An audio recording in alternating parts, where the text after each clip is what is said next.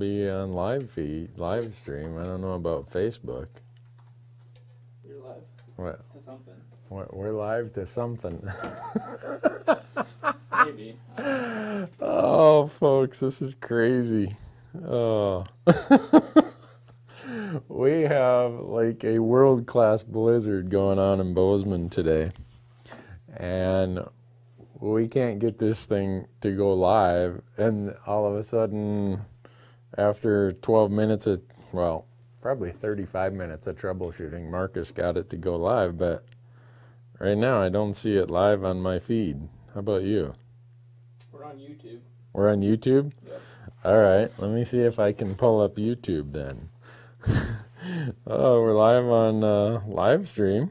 We got some comments on YouTube. We already got comments on YouTube. Let's let her rip then on YouTube. What do we got, Marcus? I'm trying to get there. First question is, should I go and hunt whitetail in Idaho next year? Yes, go hunt whitetail in Idaho. That was the question. Should I hunt whitetail in Idaho next year? And Idaho has unbelievable whitetail hunting in the northern part of the state. The season runs really late. You get to hunt them with a rifle in the rut. And the good news is tags are easy to draw, and there's a lot of public land. So anyhow, we lost our Facebook feed. We probably lost some of our other feeds. So we're going with just live stream and YouTube feeds right now. Is that right, Marcus? As far as I can tell. All right. Merry Christmas, everybody. This is just so typical for living out in the hinterlands like we do. We have this Broadcaster Pro device that connects to some satellite up there, I believe. And I don't know if it's the Russians, the North Koreans, or just Santa Claus flew over in this blizzard and we're out of luck. But anyhow, we want to talk about Wyoming elk applications because the Wyoming regulation booklet came out today.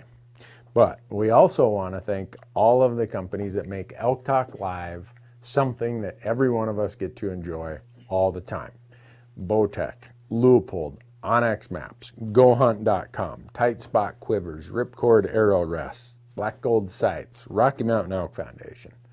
And there's two of those companies, and you hear it every week. If you use promo code Randy, you get a benefit. Onyx.com, onyxmaps.com. If you go there and use promo code Randy, you're going to get 20% off their apps.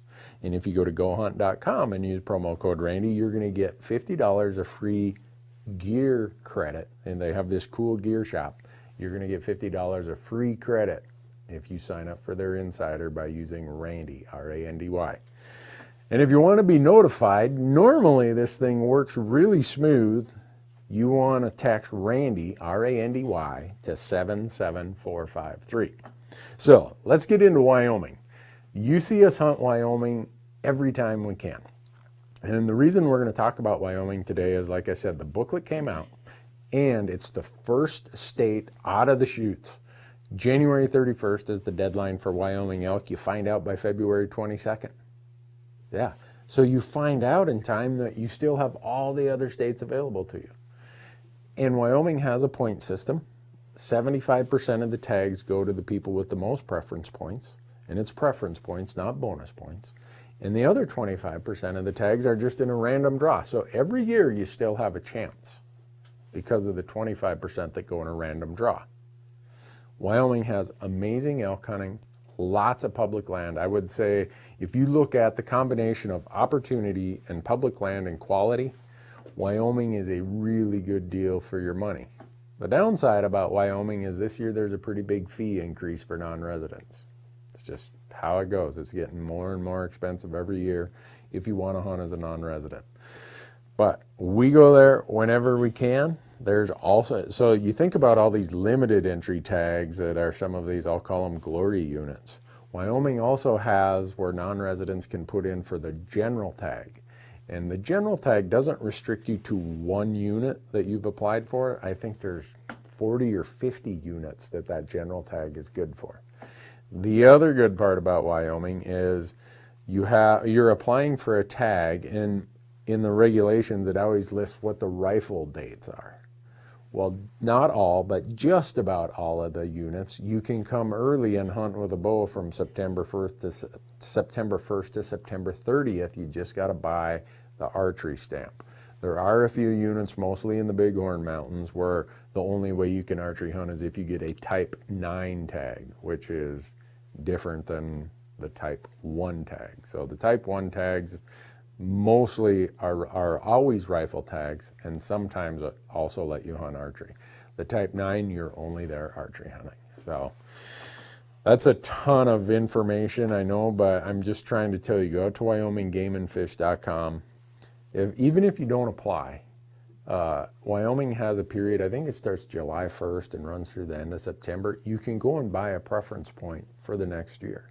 So if you miss the deadline, it's not the end of the world, but you'll see that in our strategy, when we start doing these videos and we get into this in more depth, the idea is whatever your budget is, think about how you can allocate that and how you can apply for some of the earlier states so you get your money back in time to apply for some of the later states. You can get a lot of applications out there with a smaller budget if you do it that way. So, what do we got, Marcus? Anything there? Someone's wondering if you're going to be in Arizona for the over-the-counter archery deer tag. Am I going to be in Arizona for the over-the-counter archery deer tag? Yes, I am. We're going to take this for a new test drive down there. Myself, David Brinker of Sitka Gear is coming. Hank Shaw is coming. We're going to be down there, and we're going to be hunting a spot where the coos deer are in the mountains, but we're going to a new spot this year, and there's some, in the lower country, there's some mule deer. So we have the benefit of being able to hunt coos deer and mule deer at the same time in January on an over-the-counter tag with tons of public land. And I have to go to the SHOT Show the week before that, so Marcus, the production dude here running this operation, and his wife are going to go down a week early and show you how to archery hunt javelina. Because last year I tried to show you how to do it and I failed.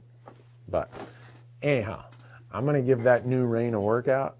I hope I get a shot. Last year we got so close. If you watched it on our YouTube channel, oh man. This year, this is the year. Right, Marcus? I sure hope so. Okay, Marcus says he hopes so. I'm saying it is. He's just hoping. All right, what else we got? I can't get connected to the YouTube channel here with my device, so we're going to have to limp through this. Someone asked, what are your 5 favorite books? My 5 favorite books. I get asked that a lot. And we did a podcast. If you go to our Hunt Talk Radio podcast, I think it was about a month ago, where we went through, had all the books laying out of everything that I read. And my books are mostly conservation books. There's always the Sanconey Almanac by Aldo Leupold. I always throw that on the list. The Big Burn is one of my favorite ones. I always forget Michael Plunke's book. It's about the bison, the Last Stand, yeah. I don't know why I always forget the name of it, but I can see this beautiful yellow cover with this bison on it. That's a great book. Man, there's so many of them. Jim Posowitz has 3 books that they're really easy to read. They're really small. Beyond Fair Chase, Inherit the Hunt, and Rifle in Hand. Those are always good ones. There's lots of them, but my reading list is heavily swayed towards conservation and conservation history. And right now that's the stuff I'm reading. Posowitz has a new book coming out. I got to read an advanced copy of it. It's going to be a really cool book because Jim is 80, I don't know what he is now, 82, 84. And he talks about his career. And when you read it, you realize that conservation is never easy, it's never convenient, and it's always uncomfortable. And Jim, through this new book that he's got coming, has a lot of that stuff in there. So once that book is available, I'll make sure and let people know where they can get it and what it is. So, and also, if you're an elk hunter, everyone asks me what's the best book to get elk hunting, just information and science and data. And this is a really old book, but it's really good. Jack Ward Thomas recently passed away. His book, Elk and Elk Ecology, I believe is what it's called, is really, really good. It will tell you so much about what elk eat, where they bed, what their needs are, all these things about their seasonal lifetime needs or seasonal needs throughout their lifetime. It's a really, really good book. That was a long answer to a short question. Well, it's $5. Okay. Yeah, I had to list off 5 of them. I think I covered 5. Have you ever made elk liver pate? Have I ever made elk liver pate? I have not. Have you, Marcus? No. Marcus eats just about everything. So if he hasn't, I think he eats hooves. If he hasn't made pate, I don't know that there's a good elk liver pate recipe. One of my friends is a fanatic waterfowl hunter, and I've eaten his, and you're going to laugh, goose and duck liver pate. And I think he makes it out of their liver. I should ask Jack, what are you making this out of? But it's really good. But to answer that question, no, I haven't done it. So one thing, Marcus, are we going to go to Wyoming and fill my cow tag, or are we just going to let it rest? That's up to you. So talking about Wyoming, sometime if you apply for certain of the any elk or bull elk tags, they convert to cow tags later in the season. So when Marcus shot his bull, we had the same tag. He shot a bull in September. We hit the road. We had to get out of there, go on other hunts. And now I'm still sitting on my tag, and starting like November 20th until January 31st, it's a cow tag. It rolls over from being a bull tag to a cow tag. So we're trying to figure out, if we get through the Christmas season, if we can go down and fill more freezer, right? Someone does have a Wyoming elk-related question. Oh, a Wyoming elk-related question. What do we got? So can a non-resident apply for a reduced price cow calf tag as well as accrue a preference point in Wyoming? Can a non-resident apply for a reduced price cow calf tag and also get a preference point for that year? If you make your first choice one of the choices that, well, let me think about that. That's a good question. I don't have that. I'm afraid I'm going to tell you the wrong thing. What most people do is they apply for, of course, but then you don't get it at the reduced price. I believe the answer is no. If you draw a tag of any sort, don't believe you can get a preference point. But let me look into that, and maybe next week I'll have the true answer. I'm going to lead somebody astray here, and they're going to count on what I said. And I'll tell you part of what it is. I'm not familiar with how the reduced price ones work. Well, I'm familiar with how they work. I never apply for them. So that's why I'm a little unsure of myself. So I know if you apply for it as your first choice, the odds are you're going to get it. And you're not going to be able to buy a preference point that year. I do know that. So now someone's going to email me and say, no, you're wrong, Newberg. So what else we got? What are your predictions for the recovery of mule deer in southeast Idaho and western Wyoming after the 2016-17? Oh, my prediction for the recovery of mule deer in southeast Idaho and western Wyoming after one of the most brutal winters in my lifetime for that area, really knocked the mule deer herds down there. My prediction is pretty much like anyone else. It's going to be a guess, because all it's going to take is another bad winter, and whatever build back there is in the herds is we're going to lose it. Normally, if you can go 4 years, 5 years without another really hard winter, they'll start coming back. You'll see really good numbers, because usually you lose all of that year's fawns, and a lot of the does abort the fawns. So you lose the fawns that were born the year before, and you lose the fawns that were in the gestation period. So you almost lose 2 age classes. So you end up, it's not until the next year that you really get a good crop of fawns, and then it takes 3 or 4 years for them to enter the age class that you're looking for. So I always tell people, once you get a really bad winter, if in the Rockies here, you need about 4 or 5, maybe even 6 years to get to that peak of where the good deer hunting comes back. And if they can go that long without another harsh winter, they should be able to do it. Following up, someone asks, do you know of any areas hit hard by the winter this year? Do I know of any areas that are having a hard winter this year? No, actually, right now, other than, who knows, this might be the start of it, right, Marcus? Out at my house right now, I've got snow drifts that are just crazy. And all day long, I've been shoveling snow, but maybe this is the start of something. You never know. Usually it's best to look at that in late January or in February. Those are really the critical months. If you don't get a break then, it can be really, really tough. Colorado kind of escaped last year's harsh winter. There were some places that were tough, but if you're a mule deer hunter, maybe put Colorado on your map. Shh, but don't tell everybody.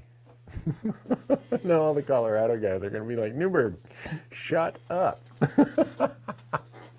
Oh, I wish I could get some of these questions to show up on my phone. What am I doing wrong, Marcus? You gotta have the app. Oh, you gotta have a YouTube app? Yeah.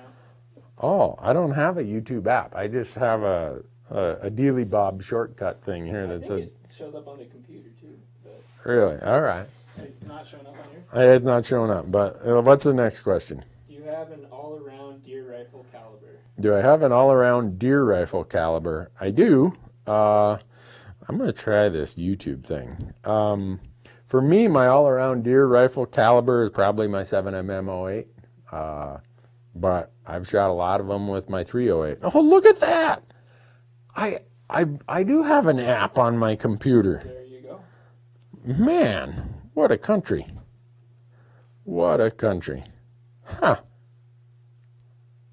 But I lost it. All right. So 7mm 08 for deer. This year, let's see. This year, actually, I shot my deer with my 308 because I was letting someone else use my 7mm 08 at the time. And in my 308, I have my 165 grain Nosler partitions. In my 7mm 08, I use 140 grain Nosler AccuBonds. So those are my go-tos. What am I doing wrong here? All right. What are your favorite marinades for meat? Oh, my favorite marinades for meat. I can't tell you my wife's favorite or she'll divorce me. She's got a lot of reasons to divorce me, but that'd be another one. Here's a really simple one. Lowry's beef meat tenderizer. It's for beef, and it's Lowry's. Don't get the other kind. All it takes, I think, is 2/3 cup of water. I don't know what's in there, why it works so well, but it works the best of any over-the-counter marinade that I've ever used. So it's really, really good. All right. Oh, look at this. Live chat over here in the corner. Oh, there you go. Huh. I'm telling you, folks, I'm learning something new every day. How can it be that this is...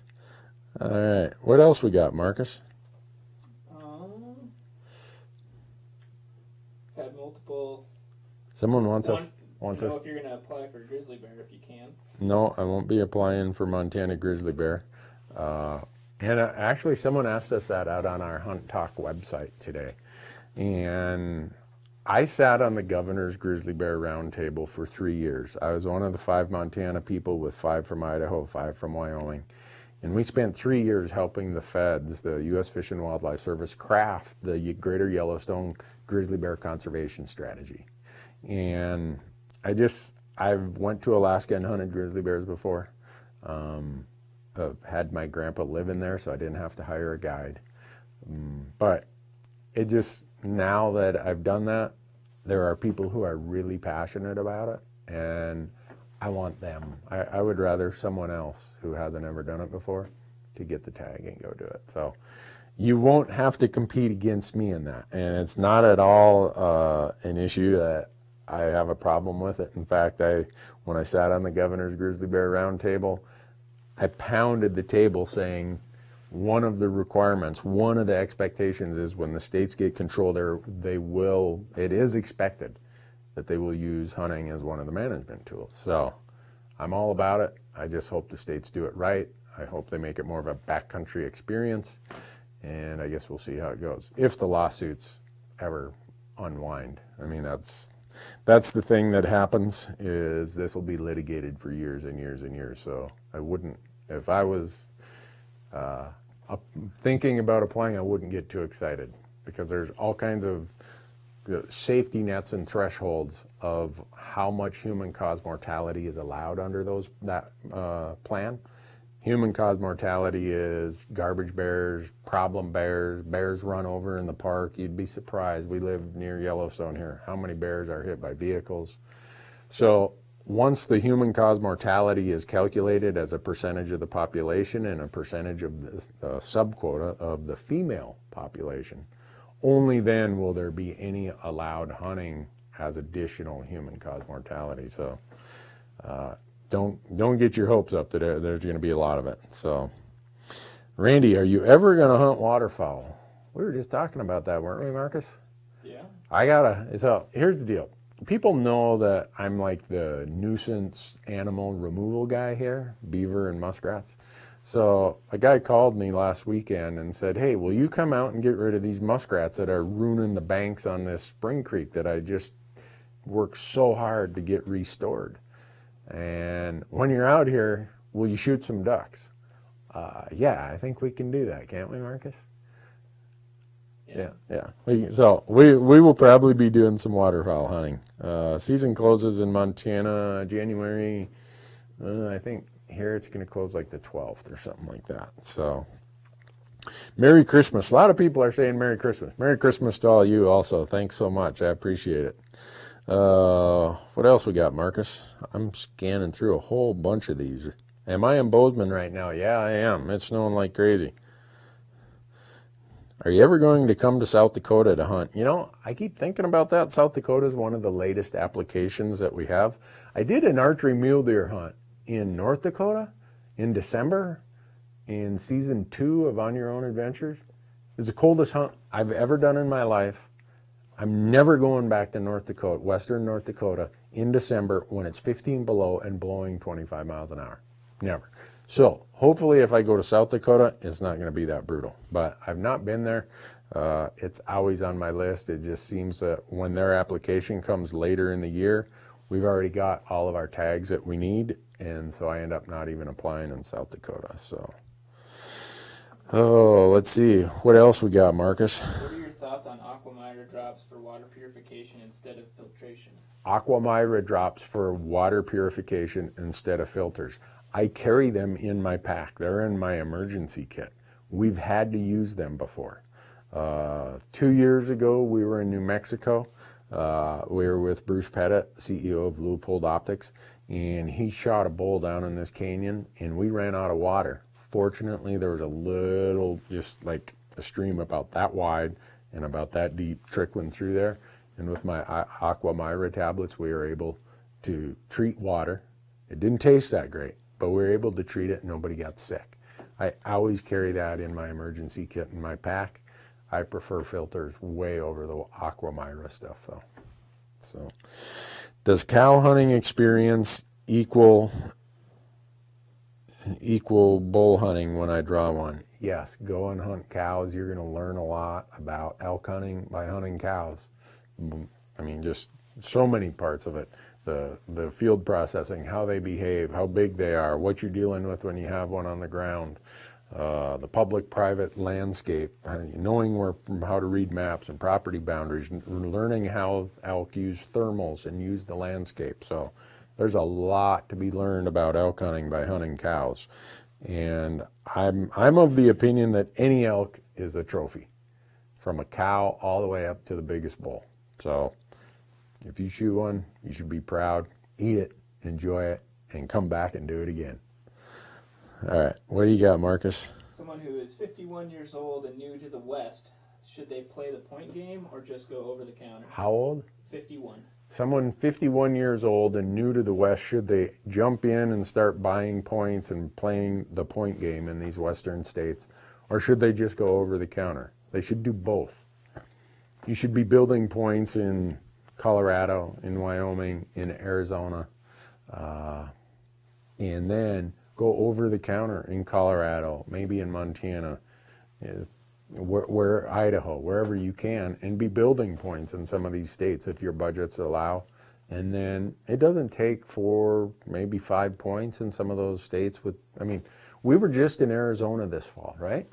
4 points. I drew a rifle elk tag in the rut with 4 points. So I say jump in and do it. And the place where you're going to get the most benefit for your points, Arizona and Wyoming, Colorado, followed by Colorado.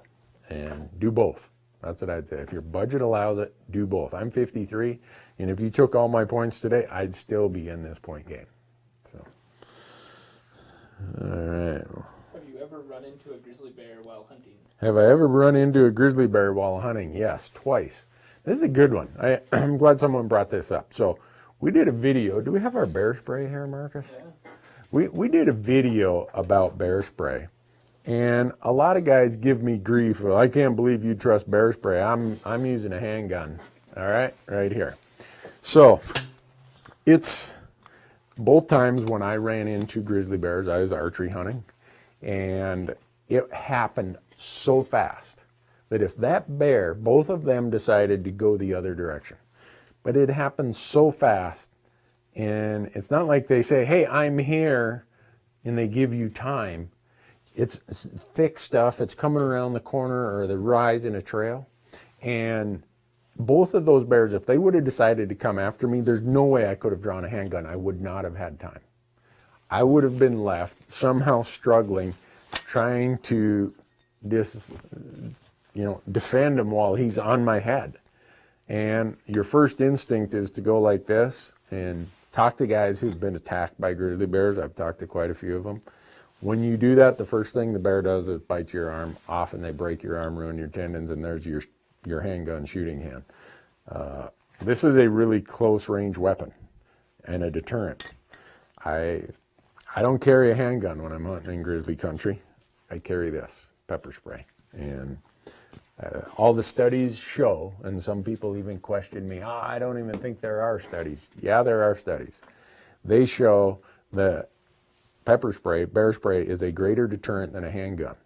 The other thing they show is that, I can't remember what it was, but like 20 or 25% of the events where someone tries to fend off a grizzly bear, one of the people, either the person getting attacked or one of the bystanders, ends up getting hurt by the discharged firearm.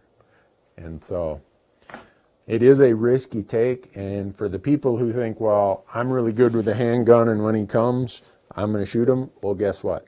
He's going to be on you before you can usually draw that handgun, because you're walking around, it's not like you're walking around with your handgun ready. You usually have a bugle in your mouth and you're ready. You're thinking, oh, where'd he go? And you're completely unprepared. So bear spray, to me, is the ticket. And I hunt in grizzly country a lot. It's just where the really good elk hunting is in Montana and Wyoming. You eventually kind of get used to it, but I will admit there's always like this this extra sense of, what was that noise?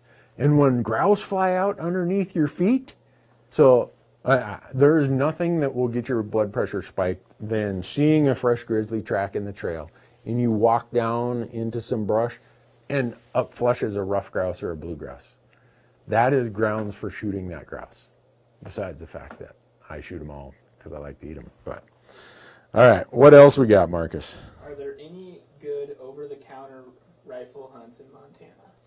Are there any good over-the-counter rifle hunts in Montana? Are they asking elk or deer? I assume elk. Marcus is back there saying, no, don't tell him. Yeah, there are some, but you really got to work at it. Here's what happens in Montana, and this is why I say Montana's a better archery state for over-the-counter general tags than it is a rifle tag. The high country in the west is usually the Forest Service, the public land, and that's where the cows are in September. There's still good feed up there. Well, if the cows are there, that's where the bulls are going to be. As quick as the feed dries up, the rut's over, hunting pressure and weather move the cows lower, the valleys are mostly private land. And that is when rifle season opens. Not all the elk are on private land, but I'm just I want people to have a reasonable expectation. You're going to see way more elk on private land in the rifle season than you will in the archery season. So other states, there are some states where they don't have as much private land as Montana does. But if you're going to come and hunt Montana, there are some good places over the counter, whether rifle or bow. Just understand you're going to have a lot more hunting pressure in rifle season, and you're going to have a lot fewer elk that all those hunters are looking for. Did that answer it to your satisfaction, Marcus, or are you going to give me the bad eye? That's good. Okay. Marcus is pretty possessive of his hunting spots, so, as we all are. Holy cow. With my schedule, how do I have time to read? I don't have much time to read. We were on the road over 100 days this year. It's hard. Someone saying, Randy can't see this chat. Marcus is reading it. We have solved that, folks. What else you got, Marcus? Someone asked, why do you prefer the third elk rifle season as opposed to the fourth? I'm assuming Colorado. Yeah, Colorado. Why do I like the third rifle elk season in Colorado rather than the fourth? Well, because the third you can get over the counter. The fourth season is a draw. So there's 2 seasons you can get over the counter for rifle, the second season and the third season. The fourth season you got to draw. Usually what I do is I build points in Colorado, and if I don't draw, when it fits my calendar, I go and I just hunt one of the over-the-counter seasons, either second or third. Well, second season has so much hunting pressure, lots and lots of hunting pressure. So I prefer to go to the third season. And a lot of people say, well, the elk are already scared and some of them have already been shot. And yep, you're right. But those elk have responded to all that hunting pressure from the first season or the second rifle season, and that has pushed them into sanctuary areas, and it makes it easier to actually locate where they're going to be. They're not going to be dispersed like they usually are. They're going to be grouped up. They're going to be in small locations, but when you find them, it's predictable, and there's going to be more of them. The density, I guess I should say, is going to be higher. So mostly it's a function of calendar and schedule, and the fact that I don't want to burn points to draw a fourth tag. So, all right, what else we got? How do you go about finding out what winter range is for elk? How do we go about finding winter ranges for elk? Well, in some states they have maps that show it, like Colorado. Again, we'll use that as an example. A lot of times I call biologists because they will tell you. And a lot of it is common sense. If you're in a place in the north where you have a lot of snow, the winter range is going to be lower country, and the elk are going to migrate down lower. Now, if you get places like New Mexico, Arizona, maybe Nevada, where there's usually not snow in the elk country, or there's very little snow, not enough to really impact them, that gets to be a little harder. Those times of year usually are drier times of year. The big peak of moisture in the southwest states is in July, August, September. That's their monsoon season. Then it starts drying out. Well, a lot of times in the winter, in the late season, those elk have to focus more on water sources, and they will move around the landscape, not like a migration type movement, but to wherever the water is. So it's really a research question that you're probably going to find out from the Game and Fish websites or by talking to their biologists. All right. How are my Oregon plans with my son coming along? It's funny you should say that. We were talking over the weekend. We want to do a full video about he and I going to a state we've never even applied in before and going doing something new. So we're going to try to fit that on the calendar this year. Not sure if we'll get it on, but we're going to try. So it's coming along, but not well, Oregon deadline isn't here. It'll be here in a couple months. So when are you hunting oryx down here in New Mexico? You know, I used to apply there. Oryx are an introduced species that New Mexico has free range hunts for oryx. Yeah, that's cool. But our show is all about native species and native landscapes. So we've kind of crossed oryx off the list. Not because I don't want to go hunt them. Before we started the TV show and these platforms, I used to apply all the time, but I never drew.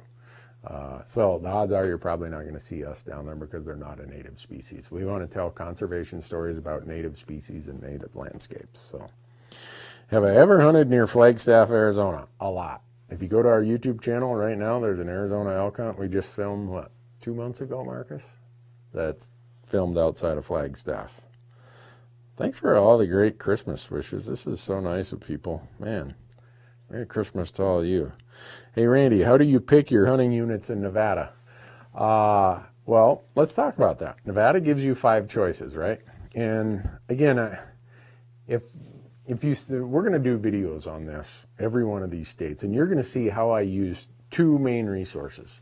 Onyx Maps, because it shows me the public-private land, and then GoHunt.com, their insider service. I use those. I have one up on each of I've got the double screens here. And so in Nevada, they look at all 5 choices before they go on to the next person. Well, my first choice is like swing for the fences. If somehow my lucky number came up, man, I'm going to have a great hunt. My second choice is pretty much a swing for the fences. My third choice, pretty average odds for whatever point level I'm at. And then it just gets my last choice, I just want to go. So my last choice, it might be archery, because let's use mule deer. The rifle tags are the hardest to draw, followed by the muzzleloader, and then the archery are the easiest to draw. So in deer, I'll usually make an archery choice as my last choice. You can mix and match choices by weapon type in Nevada. So my strategy is really tough as my first 1 or 2 choices, a little bit easier as my third choice. Fourth choice, getting even easier draw odds. And my 5th choice is, please just let me go. Let me come to Nevada. So I use that same strategy, whether it's deer, elk, antelope, desert bighorn, all the above. So I can't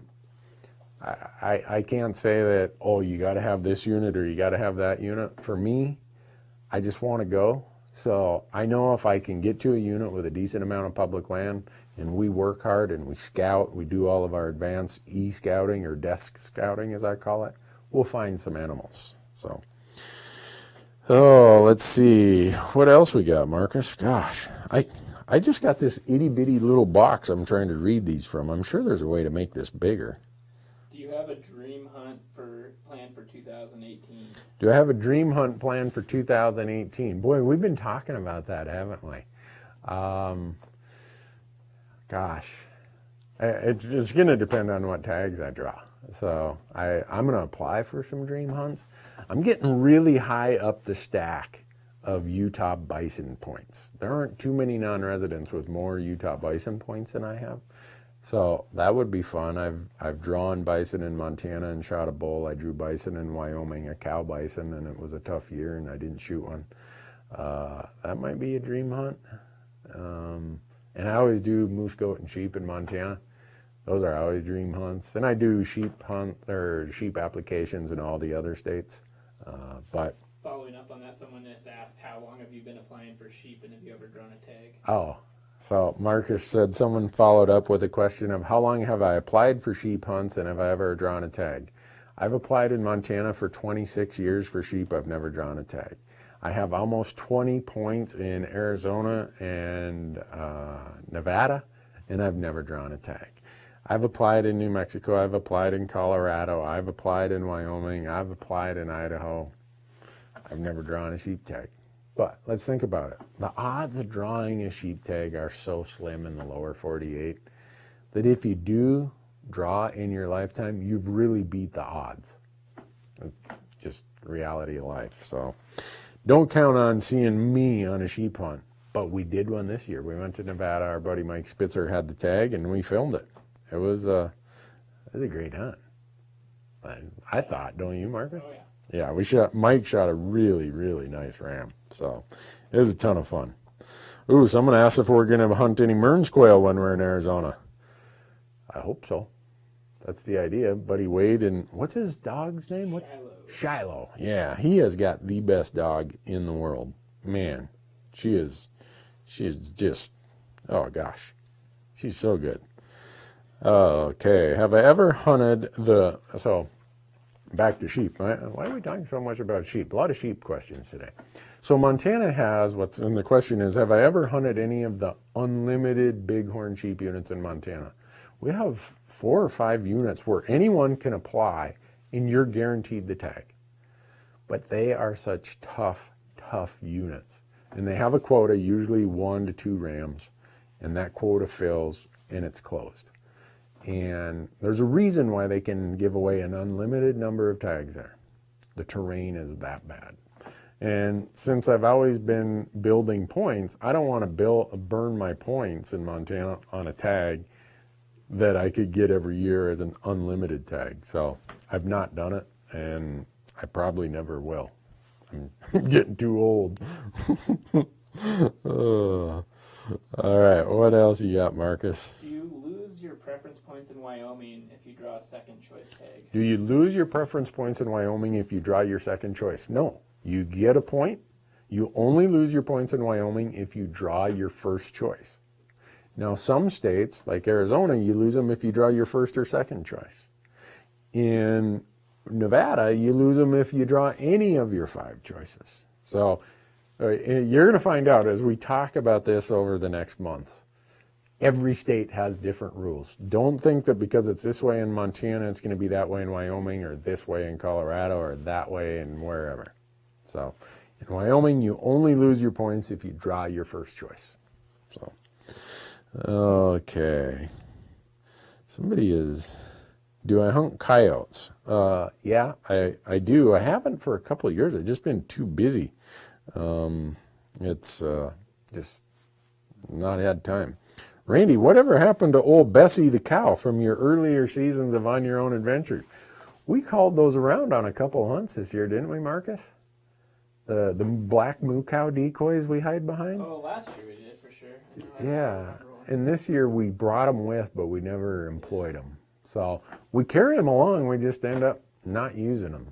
So if you go and watch our old On Your Own Adventures episodes on YouTube, you'll see them. It's kind of funny. Oh gosh, some of these questions are funny. I'm not going to answer that one. What do you got, Marcus? Anything? I don't know if this is the one where you got any tax advice for writing off hunting gear. Yeah, I saw that one. So someone here knows I'm a CPA in my other life. I disinherit the federal treasury for a living. And they asked, do I have any tax advice for writing off hunting gear? I don't. You can only write off equipment and other expenses against trader business activity. So you better have some legitimate trader business activity if you're going to try to write that off. And I don't want to, I can see myself getting some liability claims against me because I gave some free tax advice. Understand that when I give advice, it's probably worth what you paid for it. Where am I pronghorn hunting this year? Boy, I don't know, but I hope everywhere. I think we have enough points I should draw in Wyoming. Marcus, you should draw in Wyoming. Sure hope so. I'll have a Montana archery tag, but other than that, I don't know for sure. We'll see, but I love it, man. I eat that stuff. In fact, we're getting ready to put online a New Mexico elk hunt, and on that New Mexico elk hunt, we ate all the back straps off that antelope we shot before. We ate a lot of antelope for that one session. The whole grill was covered with antelope meat. I love it. Will I ever try to get a caribou rifle tag? Yeah, I apply every year. The Alaska deadline was last Friday. I've been applying for this special caribou tag in Alaska for, I don't know, 10, 12 years. The odds are slim. So I'm probably never going to draw. And people are like, well, why don't you just go? Because there are places in Alaska you don't need to draw. But there's this one spot that's kind of special to me because I spent some time there with my family and saw some caribou, and I said, someday I want to come back and do it. So that's why I apply there. So Someone from 10 Tennessee and wants to go on their first elk hunt, where can they find a guide, or would you recommend anyone in particular? Someone from Tennessee wants to go on their first elk hunt. Can I recommend a guide? And what was the last part? Or just like, where could you go to find a guide? Or where could they go to find a guide? Hiring a guide can be a little bit of a crapshoot. I'm trying to think how we could connect.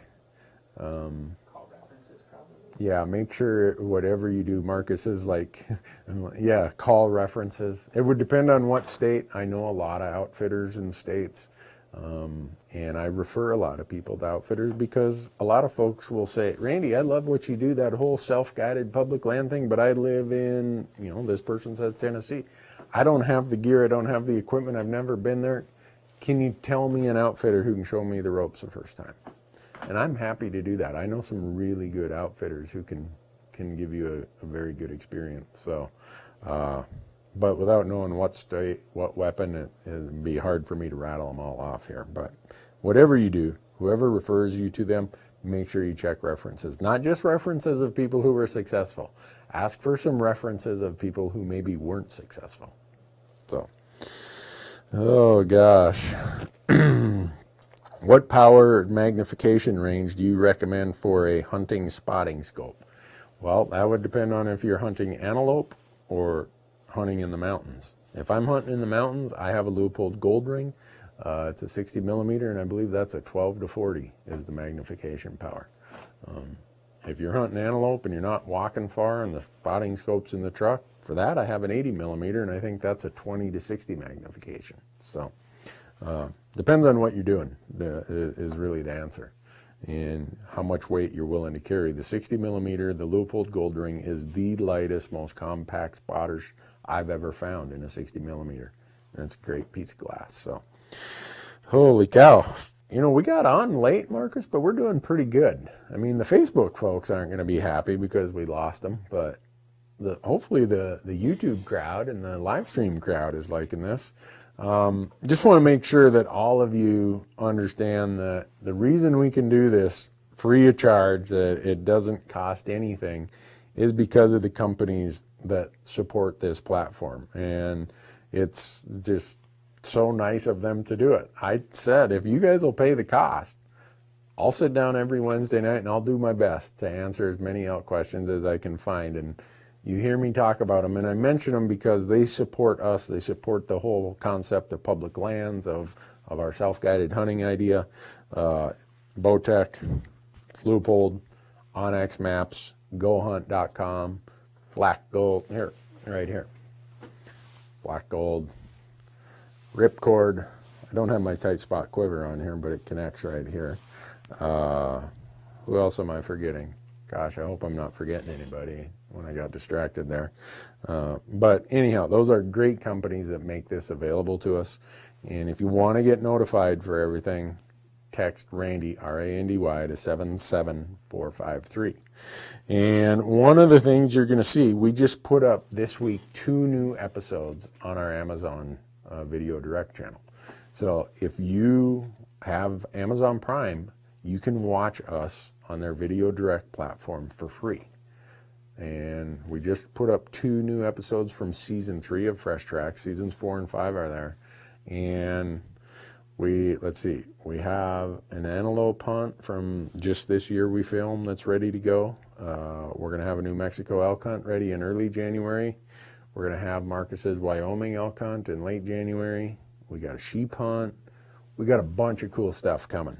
So if you're watching us on YouTube, we appreciate that. Keep watching us. Share with your friends. The more subscribers we have, the more YouTube promotes us. But our Amazon channel is really, really helpful also. And then you got our podcast, right?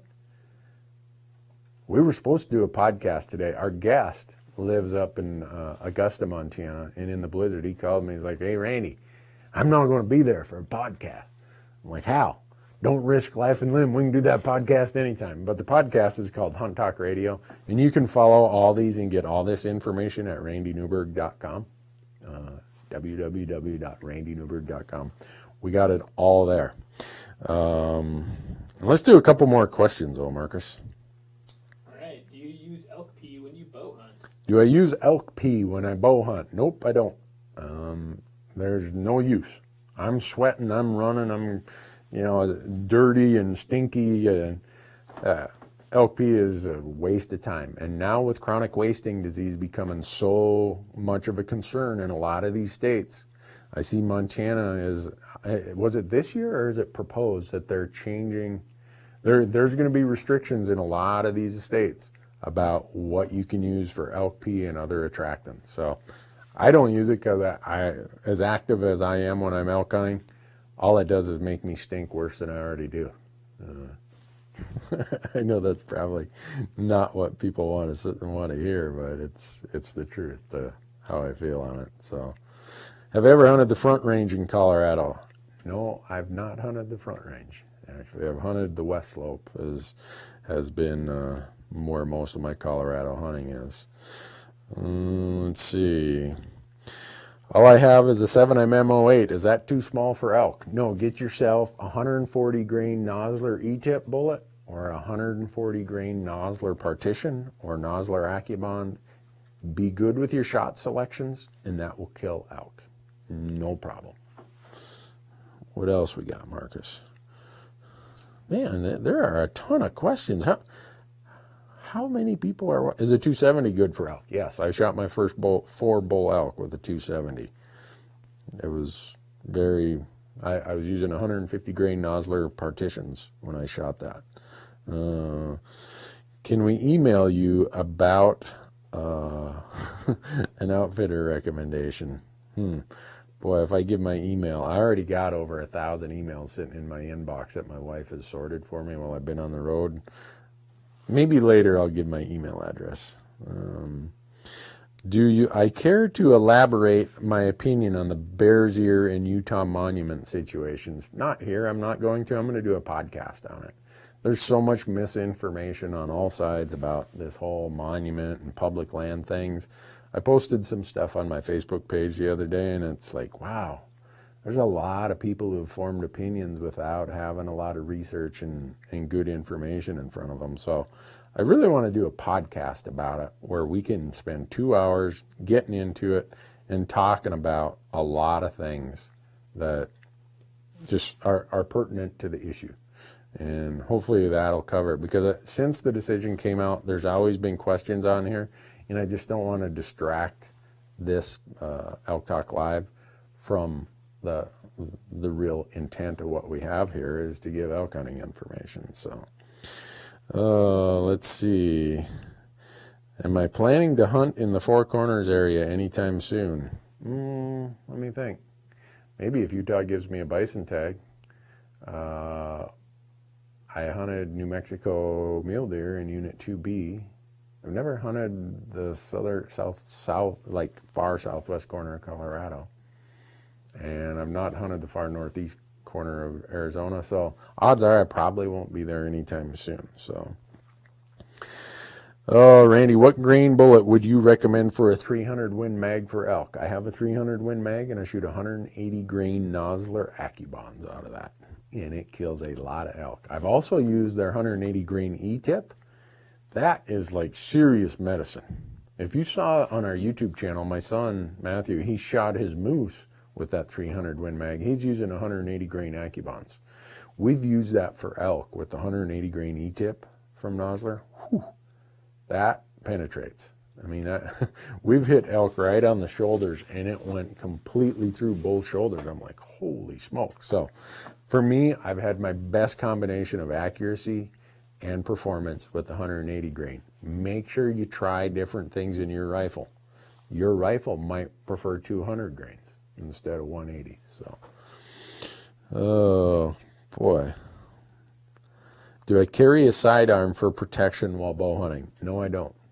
I've never felt the need to. And besides that, if you've ever seen me shoot a sidearm, you would know that I'm probably in greater danger than whatever I'm trying to defend myself from. So, you got a last one, Marcus? You got a really good one that you've been waiting on? Oh, here's one. Randy, I want to buy an elk call for a Christmas present. Any recommendations? Rocky Mountain hunting calls. Those are the calls that we use. You see these big bugle tubes we use. We use those. We use the diaphragm calls, but Rocky Mountain hunting calls makes the best elk calls that I've found. So, last one, Marcus. Have you got one that you've been holding on to? I don't. Okay. Here's the last one. Randy, do you put in for mountain goat tags? I do. I lucked out. I'd only lived in Montana for, I think it was my fourth year of applying in 1995. Let's see, I applied in 19. Yeah, my fourth year of applying, I drew a mountain goat tag and I shot a really nice billy. And then in Montana, you got to wait 7 years before you can apply again. I've been applying every year since then, and odds are I'm probably never going to draw another mountain goat tag. So, but the next episode that we're making live on our Amazon Prime direct video is going to be a Montana mountain goat hunt. So go to Amazon Prime, go to Video Direct, and type in Randy Newberg Fresh Tracks, or Leupold's Fresh Tracks with Randy Newberg, and they'll all come up. And the next one we're making live, I think we're going to make it live on Christmas Day or sometime next week. It's going to be a Montana mountain goat hunt. And Marcus is smiling. What's going on here? There's one more question. Okay. If I give my math teacher some jerky from my elk, do you think he'll give me extra credit? If I give my math teacher some elk jerky from the elk I shot, will he give me extra credit? If he doesn't, I'd go and talk to the school board or the principal or the superintendent and say, hey, we got to do something with this guy. I mean, elk jerky counts for a lot, man. I mean, that should be like extra credit A+++. You agree, Marcus? Yeah. I know, I don't know where you live, but in Montana, if you gave your math teacher or algebra teacher elk jerky, the odds are you're going to pass that class. You're probably going to get an A. Anyhow, thanks for watching, folks. Have a Merry Christmas. Hopefully we'll have all this technology issue solved for the Facebook folks by next Wednesday. Merry Christmas and thanks for watching.